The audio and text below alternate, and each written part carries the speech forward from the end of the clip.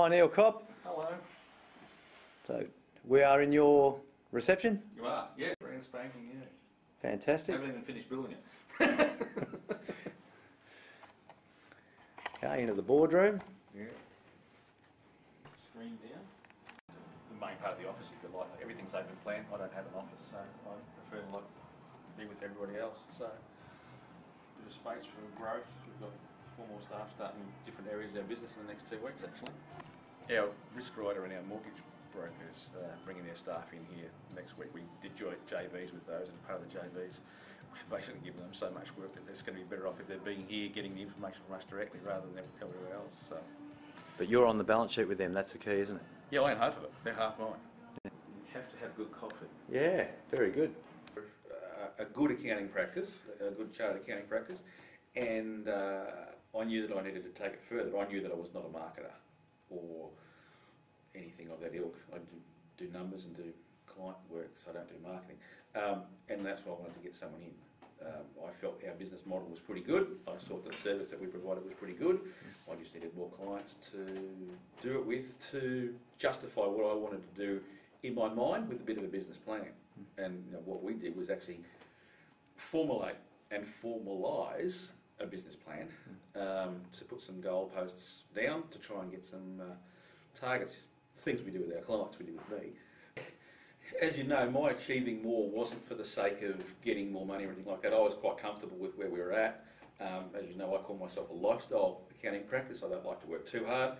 I don't like anyone who works for me to work too hard either, which is why it's Friday afternoon and you and I are the only ones here because we don't work on Fridays because I can't be bothered.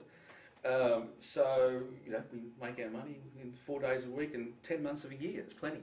But what I needed to do was to set the business up so that I could either sell it to someone for a reasonable amount of money, but more importantly, I wanted a backstop so that when I do take my 2 months of annual leave, there's someone sitting here in the office who's another accountant that I can afford to fund, answering the questions, and quite frankly, I'll be able to take 3 months annual leave every year rather than 2.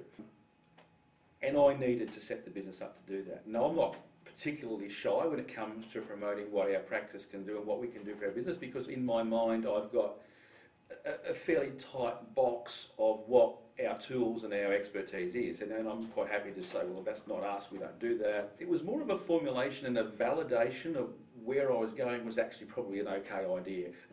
And you basically kicked me in a few spots and said, no, you really need to do something along those lines. And Within 2 months we had basically the draft business plan, the master plan. Yeah. And you went on and then made radical changes compared to that home-based practice. To validate the fees that we charge and the clientele that we were going to go for, we were going to need an office at some stage. Because working from home was becoming a little bit of a logistical nightmare. I think we said originally we would do that within sort of like 12 months, and I think I took it in 10 weeks or something like that. Right, we're really pretty well structured in the way we're doing things. We are a paperless office. We don't carry paper of any description. Everything is scanned and everything is shredded afterwards. We've got 1,200 clients and one 4-drawer filing cabinet of paper. And that's basically what we keep on file. It was an easy and scalable practice to build. And as you well know, we're in the midst of making that happen.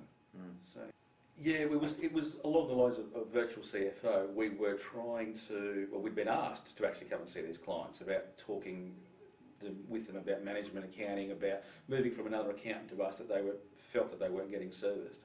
You sat down with me, provided me with some ideas and some scripts and things that we talked about. We did 2 presentations and got 2 clients. Now, admittedly, they were referrals, but out of those 2 clients in the last year, we'll pick up 100 grand.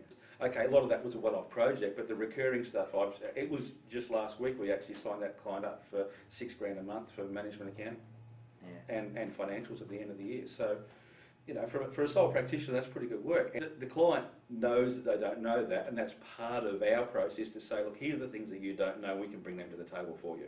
And we do that pretty well with clients. We say, look, we can handle all these issues for you. You go and concentrate on doing the stuff that makes you money, because this stuff doesn't make you any money. So we come along and say, we'll take all that problem off your hands. We will replace your accounting people with our accounting people. We'll give you that skill. You go off and make money. At the end of every month, by the third business day in the new month, you will have your profit loss, your balance sheet, you'll have your debtors list, your creditors are up to date, you know how much tax you have to pay, and we'll tell you what damn checks are right if you really want us to do that. Isn't that more sensible? And we love that because that's just what we do. You know, we do it for him and him and him and him. It's a processing thing. But the clients just think that's better than sliced bread. There is QuickBooks better than MYOB. They don't care anymore. It's not their problem. I'm a country kid. I like chatting to people. I like the talking. I just happen to know a bit about running businesses because I've done that before I came back into accounting. But it's a relationship you have with all these different people in all these different industries that makes it fantastic. Loving what you do is the driver. Having a plan up there on the wall to look at and say, okay, where am I at? Right, tick, done that one. What's the next step? Right, I've got to do that. And say, okay, I've got to do that. And then you can explain to the guys you work with and the people you work with, your relationship partners and stuff like that. This is what we're trying to achieve. Are you with us or not? If you're not, go away. If you are, fine. This is what we have to change to do it. Yeah. Because the achievements of the last 12 months have come quicker, easier, perhaps than I thought they would be, and because I've got guidance from yourself on how to get some of these things, and there's so many more opportunities and so many more avenues to achieve what I was hoping to achieve, it's probably more tangible, more realistic than it was 12 months ago. It's like, oh, maybe I'll get to that. Now it's a case of, you know, it's easy. That target was actually a lot easier than I thought. Maybe I can go further. Look, you have to do something. And look, I'll admit that when we signed up with you, it was like, okay, well, this is like having a mortgage. I have to make sure that this is actually going to work.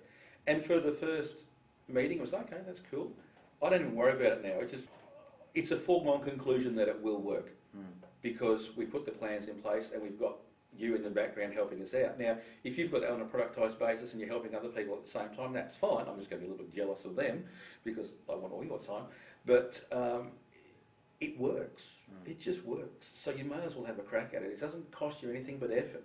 So long as you put the effort into it and you put your hand on your heart and believe that, yeah, this is actually what I want to achieve, and don't just sort of, oh, yeah, I think John wants me to say that, so I'll just say yes, because you'll never buy it in and never happen. But if you do that, then using something like the processes that you've got happening now and the products you've got happening now has to help you. It can't do anything but not help you. You've just got to make the effort. You've got to make the decision that that's where I want to go. And it's more like what I did. I know I need to go somewhere.